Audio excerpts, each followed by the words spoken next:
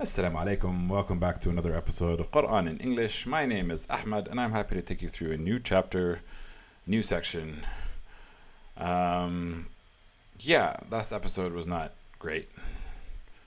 I'm definitely struggling, but like I said, I'm going to power through and hopefully make it. But let me explain to you what we're doing here before I get into the verses.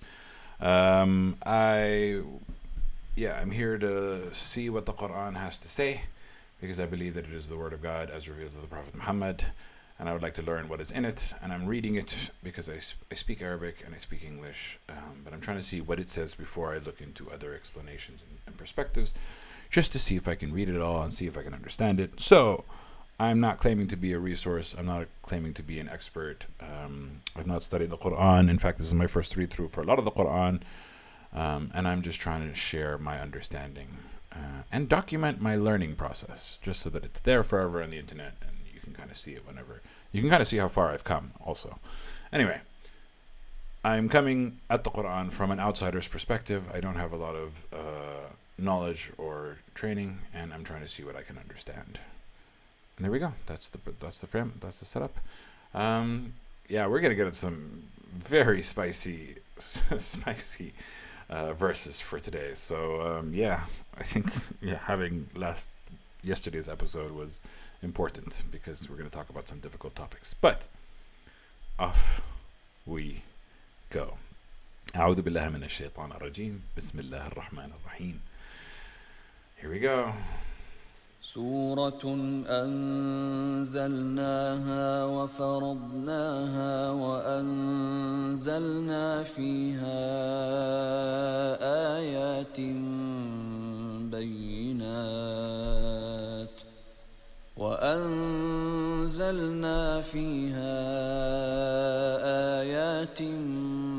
بينات لعلكم تذكرون. Okay. All right. So it starts with a surah, which means a chapter. This is what we're reading. Surah An-Nur, the chapter of light, actually. This chapter we have sent down and we have made it obligatory. Everyone must follow it. And we have revealed in it verses that are clear so that you may take heed. Very clear. It's setting off the scene. This is a chapter that is talking about some serious stuff that you have to follow, that is very clear. Some parts of the Quran are super clear and some parts of the Quran less so. الزانية والزاني فاجلدوا كل واحد منهما 100 جلدة ولا تأخذكم بهما رأفة في دين الله إن كنتم تؤمنون بالله واليوم الآخر وليشهد عذابهما طائفة من المؤمنين. My headset was telling me to recharge batteries, so that's why I kind of jumped. Give me 2 seconds, let me grab the charger quickly. This is off to a great start, but anyway, the verse is very interesting. I'll be right there to discuss it.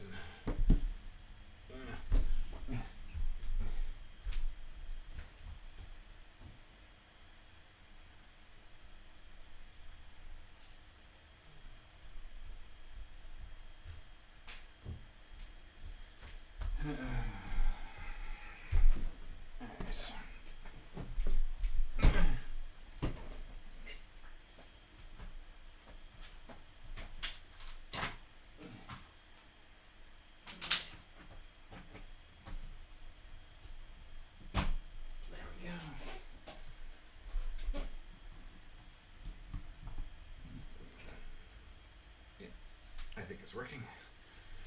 Yeah, I hope so. Anyway. Al-Zaniyatu wal-Zani. Okay, these two words, the fornicator and the fornicatress. I don't feel like fornicator is the right term. Fornicator means the one who fornicates. Fornicate is the act of sex. The definition of zani and zania is technically sex outside of marriage. There are two ways to view sex outside of marriage. One is any sexual act that is not within the confines of marriage, and the other is any sexual relations that you have while you are married, but not to the person you're married to. So outside of marriage can mean you're married and then you do it with someone outside, or as I said, the first definition is that there is no marriage and you have sex. I personally lean towards the more liberal of the two perspectives. I don't think zina is jins.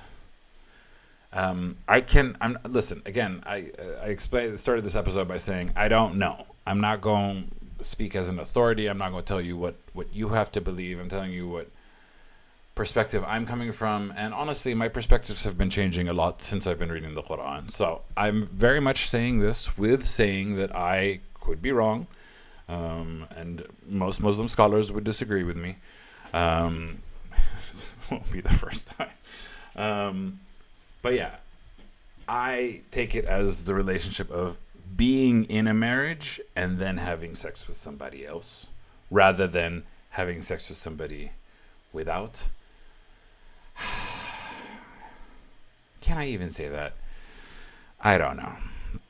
Okay, let's just take it as one of those two circumstances. I'm not going to tell you which one it is. I'm going to tell you that I think of it as, the way that I think of it as is breaking the vow of marriage.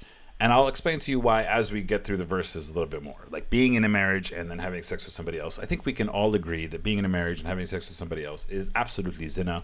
We all agree on that. The question is whether sex out before marriage is a separate story. I don't know. But anyway, let's just take it as the adulterer, the one that breaks the vow of a relationship or marriage, because that is true. It might be more than that, but if we take it as an adulterer, you kind of get to see how this becomes a bit more specific. So the adulterer and the adulteress, whip them, flog them, each of them with 100 lashes. Now, if I remember, there is another penalty somewhere in the Quran that talks about a different punishment. I'm not going to get into the verses of which one supersedes the other or what came first, because the idea, I think, is that one of them is superseding the other, one came before the other. I don't have the knowledge to be able to express, but let's just look at the verses that are in front of us now. It's saying, whip them 100 times. Not only that, and do not let it not take you from them, like don't take pity over them. The Quran is saying, don't pity them. Yeah, whipping people 100 times sounds very harsh and very difficult and very stressful. And as a pacifist myself who doesn't want to fight and doesn't want to do anything, I always thought I was going to struggle with these verses. And I've always struggled with these verses of like, why is it an eye for an eye? Why is it whipping them? But the more that I read the Quran, the more that it starts making sense. I even saw a video yesterday after my YouTube episode, so it was pretty bad, about like models of negotiation and agreement, and it seems that an eye for an eye is the best model that wins in the prisoner game philosophy conundrum. There's like it's hard to explain what that is, but the point being is that they tested a bunch of different tactics. They had like 60 tactics, 30 of them nice, 30 of them not nice. And tit for tat was nice because essentially it's always be good, but if somebody hurts you, hurt them once and then continue being good, right? That was the best model for success, which is an eye for an eye, which is what the Quran is saying, which is why I'm not reacting to 100 whips in the way that I would have reacted to it when I was younger, which was, oh, this is extreme. I feel like there's a purpose to it, and I feel like there has to be a punishment to it. But wait, there's more. So don't take pity on them in the religion of God if you really believe in God and the day and the final day. There's a reason why this punishment is the way that it is. Not only that, let witness their punishment. Again, it's the word torment, but I understand how punishment is. Let witness their torment a group of believers So not only should they be whipped and have no pity upon them, but a group of believers have to see them being whipped. Which says a lot of things. A, it says that this is a very serious offense. And this breaks, this requires a very specific punishment. And this is very clear. And it has to be observed by a bunch of believers for also the power of reinstating the severity of this situation and this difficulty. And as a person who's been struggling with the temptations of the devil my whole life, and now is no exception, I can tell you how difficult it is to be true and to be good. And in this transgression, it seems to be, this is one of the hard lines that the Quran is super clear about. This is the punishment that needs to happen. But, okay, here's one thing I'll tell you. I'll tell you that I don't, this isn't really done in our modern day, as far as I know. I don't think that the people are being whipped. Maybe in certain parts of the countries, but generally, yeah, adultery, where you break the vows of marriage by having sex with somebody else. I feel like we're more lenient these days towards it. But again, I'm ignorant, not just of the Quran, but I'm also ignorant of modern affairs in the countries. So if you know in your countries, please let me know where that comes from. But I personally don't think that I've seen this as the testament. Like, I've never heard of anybody being whipped. I'm sure adultery happens. I'm certain adultery happens. And I'm sure they haven't been whipped. Yeah, my mind just crossed. I mean, like, just as being a guy, I've known so many stories from guy friends and families and whatever. And I can tell you that these punishments are not being done. So, does that mean that these punishments should be done? I think, according to the Quran, yes. And there's a reason for it. Because of the severity of the crime, something about breaking the vows of a relationship or a marriage and having sex with somebody else. There's something utterly heinous about it that I don't fully understand. I could not explain to you why, but my trust of the Quran and my trust of God makes me believe that this is necessary, which is a more extreme view than a lot of the people that run the countries today that are a lot more religious and a lot more well-studied than me. Why they don't do this, I don't know. There is a footnote here. Let's see. The address here is to legal authorities. Adultery has to be proven either by confession or with the testimony of 4 reliable witnesses. Well, we're about to get to that. Anyway. الزاني لا ينكح إلا زانية أو مشركة والزانية لا ينكحها إلا زان أو مشرك وحرم ذلك على المؤمنين.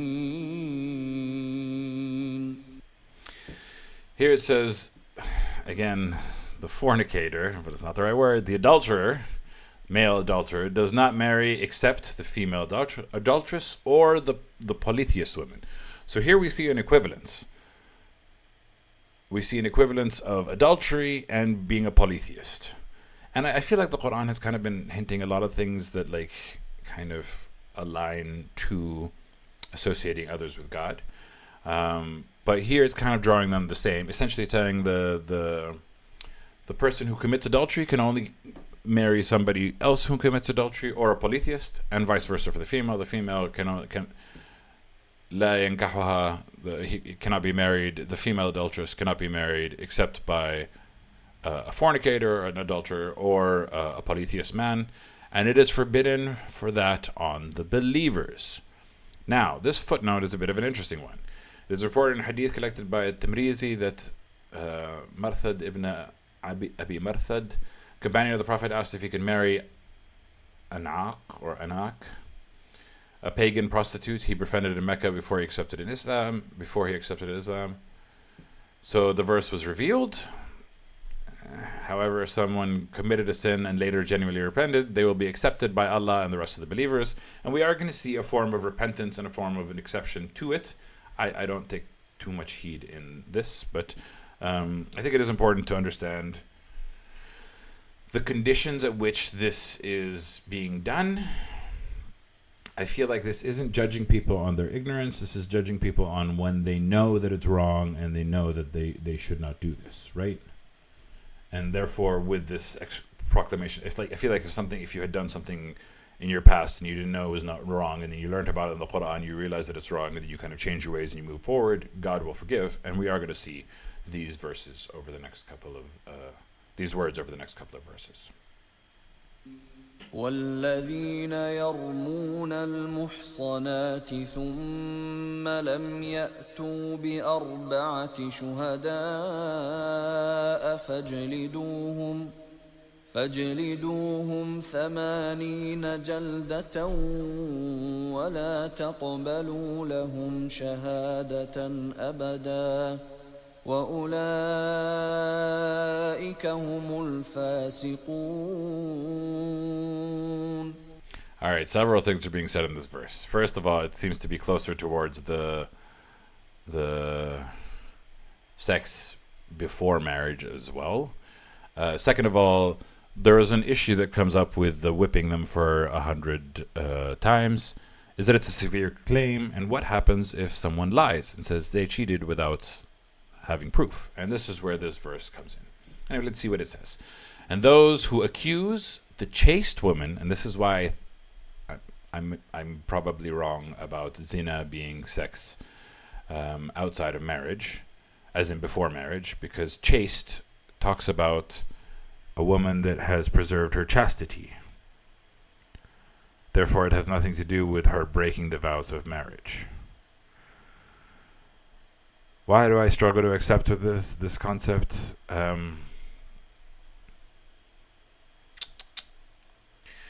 Because I'm stubborn and arrogant, I guess. Let it just sit with me. I change my mind very slowly, even though it doesn't look like I changed my mind. Anyway, those who accuse a chaste woman, but a chaste woman can also be within a marriage, right? If she is chaste to only her husband, then she's still chaste. It doesn't mean that she has never had sex. Aha. So maybe what I'm talking about makes sense. Oh, God. It's so hard. Anyway, those who accuse a chaste woman, a woman who has not broken the vows, they accuse her, and then they do not bring 4 witnesses. So flog them 80 times, 80 lashes, and do not accept from their testimony ever again. They are from the defiantly disobedient.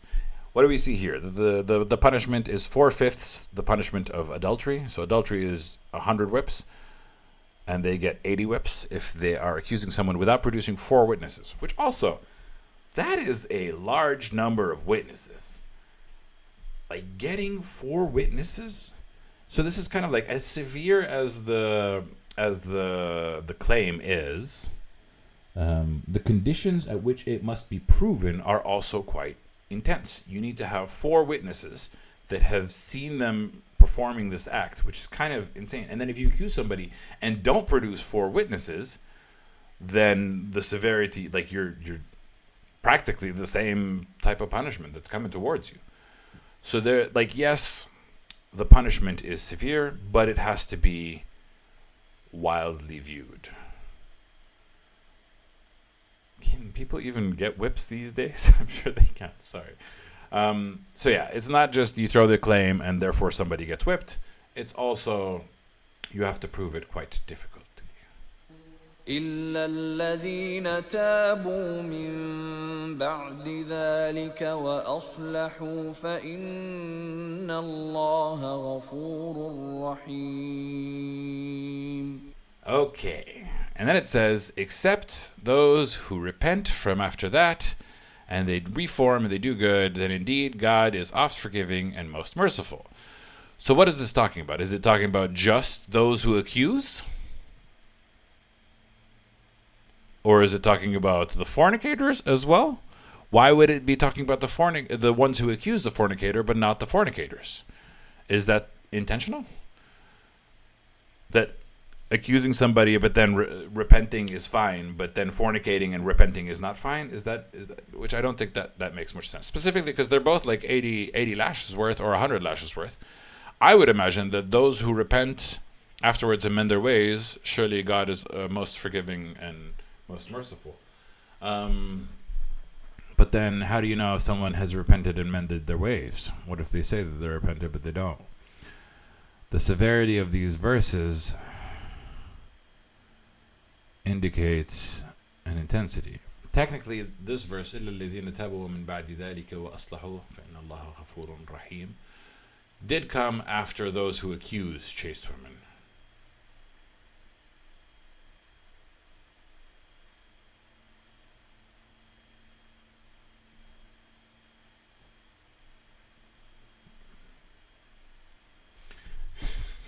I mean, these verses are made clear, right? Does this exception apply to both the accusation and the adulterers, or just the accusation?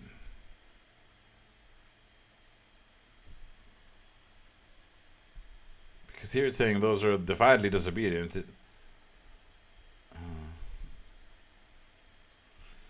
And it doesn't describe them here.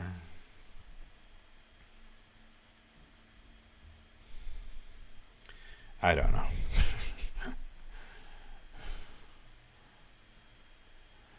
Now we get into the accusations within a marriage.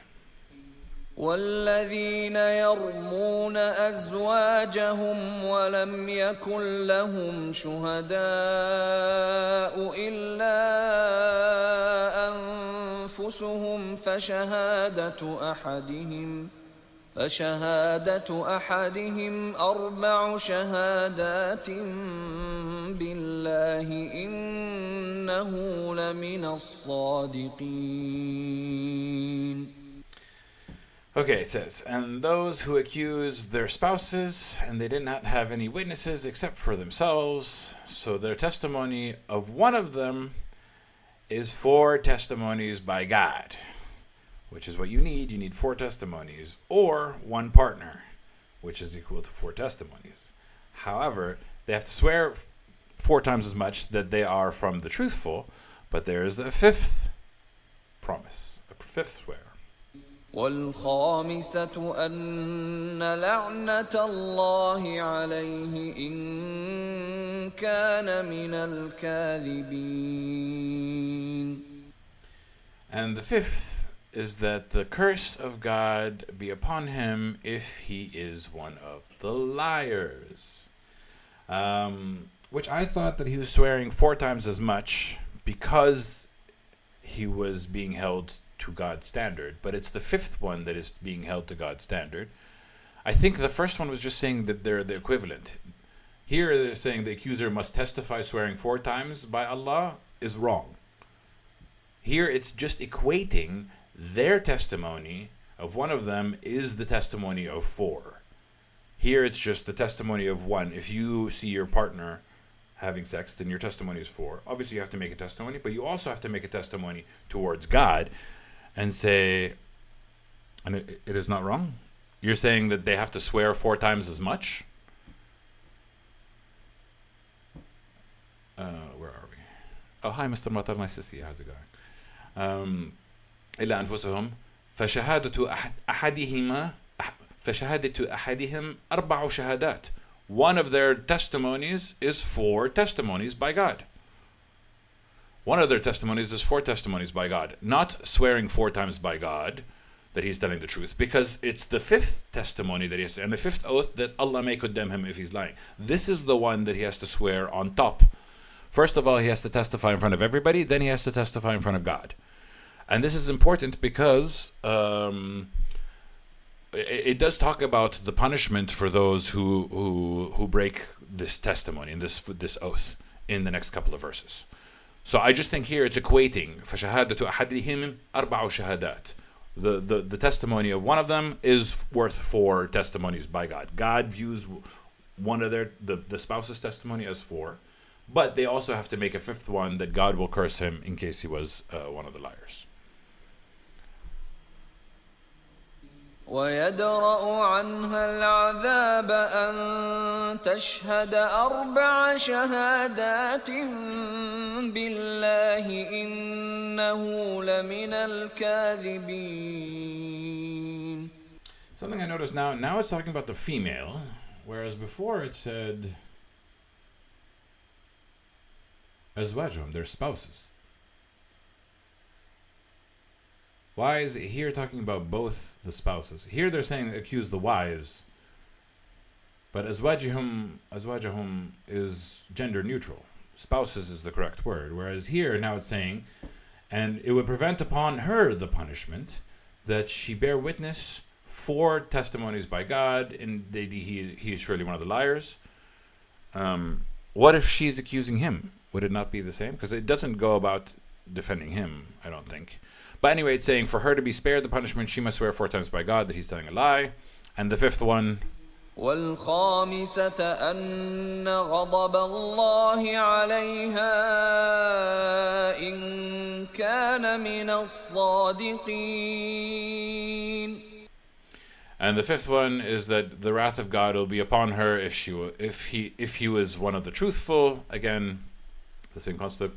And here it says the ruling is called Ilan in Islamic legal system. Once the husband and the wife swear 5 times, specified in 24:6-9, the marriage is terminated forever, which means they can never be remarried. And it's her word against his. But we will see what God intends for them. ولولا فضل الله عليكم ورحمته وأن الله تواب حكيم. And if it had not been for the grace of God upon you and his mercy, and indeed God is oft turning to mercy, oft forgiving, and all wise.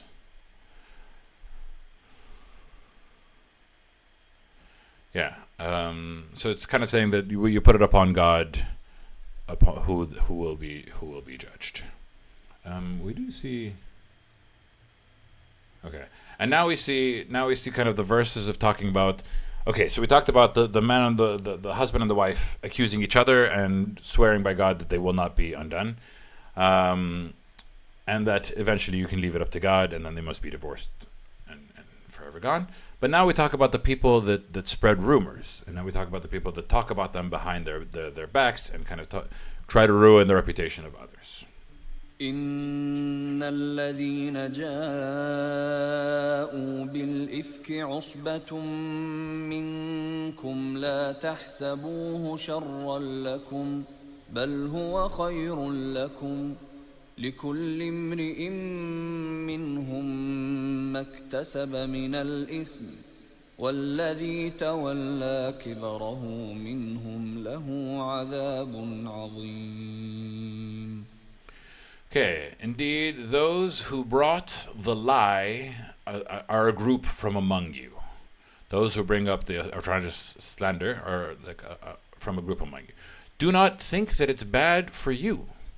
Those who lie about you, those who create slanders. And there's also a morality in this lesson, because a lot of times we worry about people talking, ruining our name, saying terrible things, destroying our reputation. But it's not bad for you. Nay, it is good for you. For every person from them of what they have earned from sin. And the one who is the greatest, who took the biggest share of sin from among them, is the punishment is great.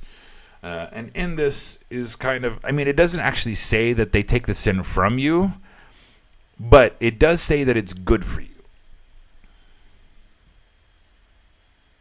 And it says it's good for you because of what he earned from sin. And it feels like they're taking the sin from you. It doesn't explicitly state this, but this kind of, it's good for you from what he earned from sin, so I'm making the logical conjecture. The good that's missing is, how is it good for you? Him gaining sin, him suffering more is not necessarily good for you, but I think him taking your sin would make more sense for it's good for you. But that's just a conjecture that I'm kind of thinking of. Here it's saying good for you because now you could tell who's a true believer and who's a hypocrite. Maybe. I don't know. But again, maybe my thing as well. I don't know either.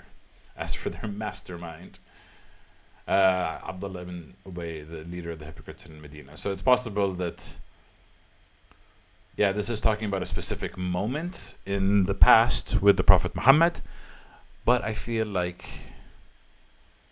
it can be extrapolated into a bigger lesson that we can kind of learn. لولا إذ سمعتموه ظن المؤمنون والمؤمنات بأنفسهم خيرا وقالوا هذا إفك مبين.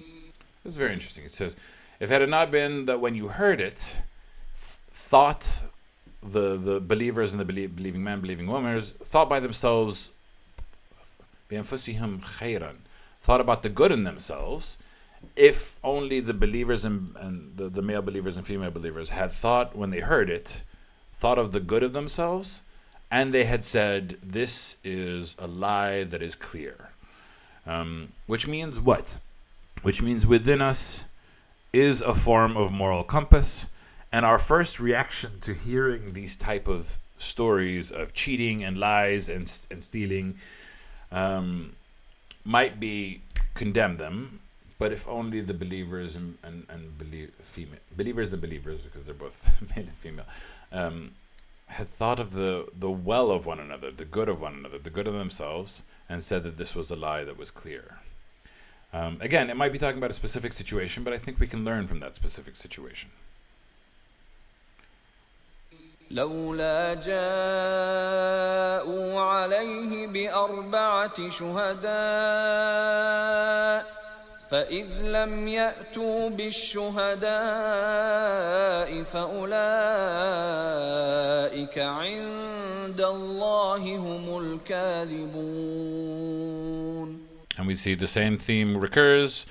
Had they not brought forth 4 witnesses, then when they did not bring so if they do not bring the witnesses, then those are near God the ones that are liars. By God's perspective, if you can't produce 4 witnesses, then you're lying.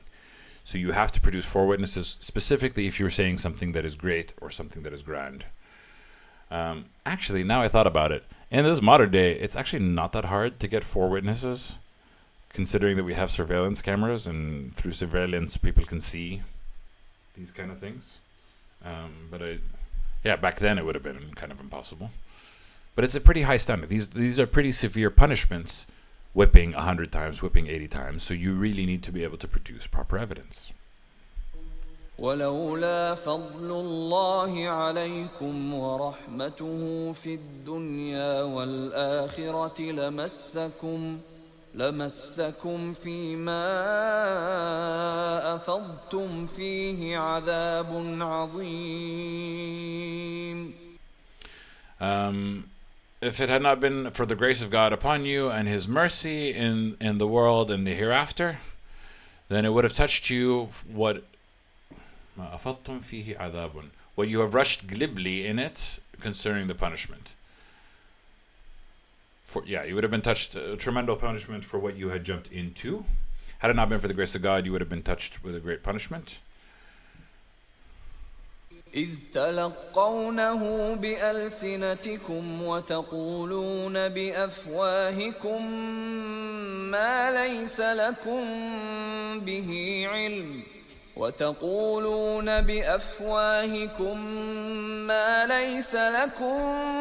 به علم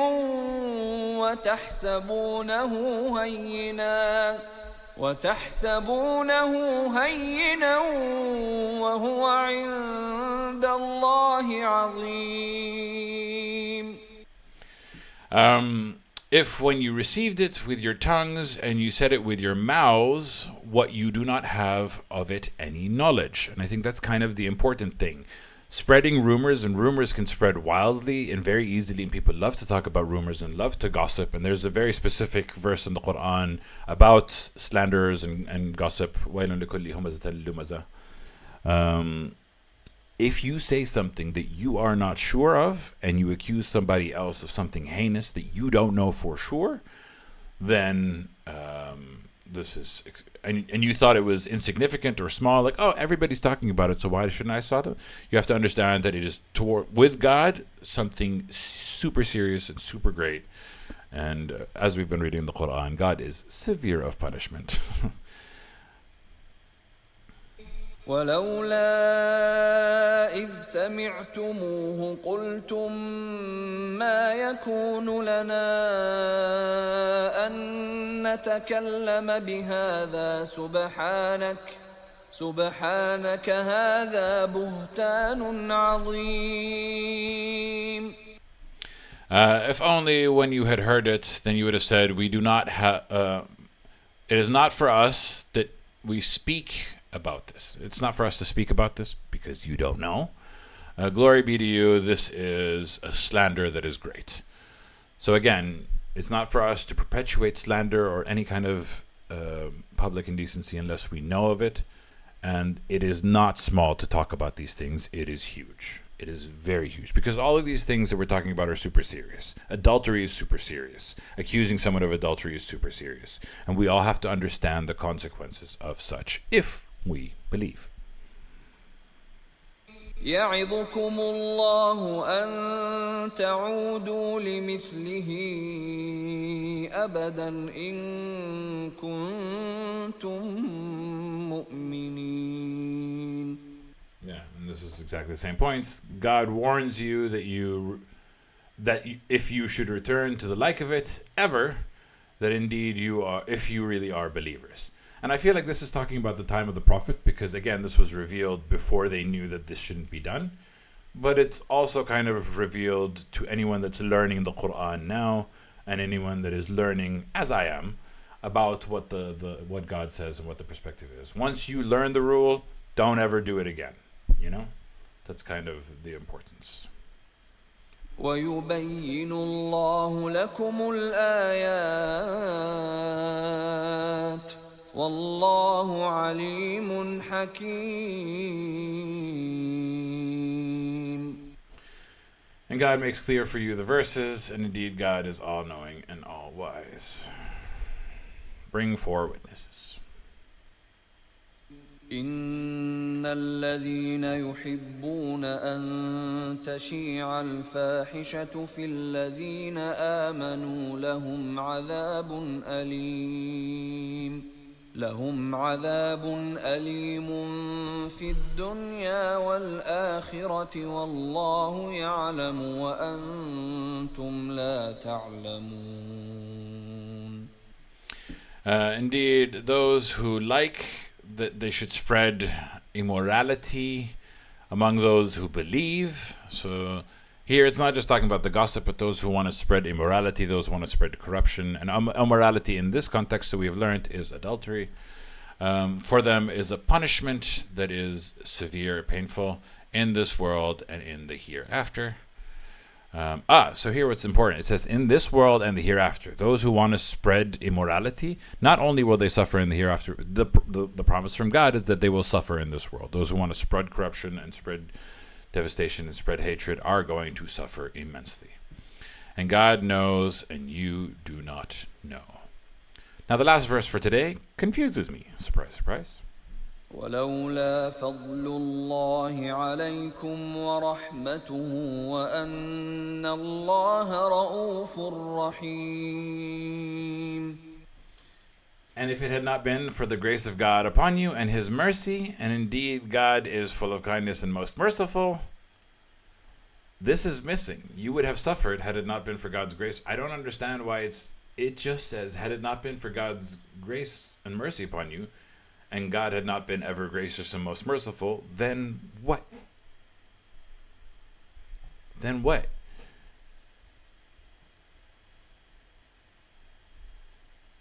Oh. Maybe then they wouldn't have suffered in the world and the hereafter, because it's not of God's grace. Maybe that's the case. But I don't know, because it ends with Wallahu ya'lam wa antum la ta'lamun, and God knows but you do not know. If it had not been for the grace of God upon you, Is it about his knowledge? Is it about his punishment? Is it about our suffering? I don't understand. This one verse I don't get. This also next verse for tomorrow is quite exciting. يا أيها الذين آمنوا لا تتبعوا خطوات الشيطان ومن يتبع خطوات الشيطان فإنه يأمر بالفحشاء والمنكر ولولا فضل الله عليكم ورحمته ما زكى منكم من أحد أبدا ولكن الله يزكي من يشاء والله سميع عليم. Yeah, some spicy verses coming up.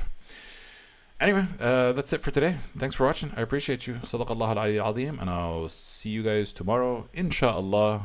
I don't know how I'm feeling. Honestly, every day to the next is a different feeling, a different moment. And this full moon is stressing me the F out. I don't have time to explain. But thanks for watching. I love you. Get out of here. As-salami. Bye.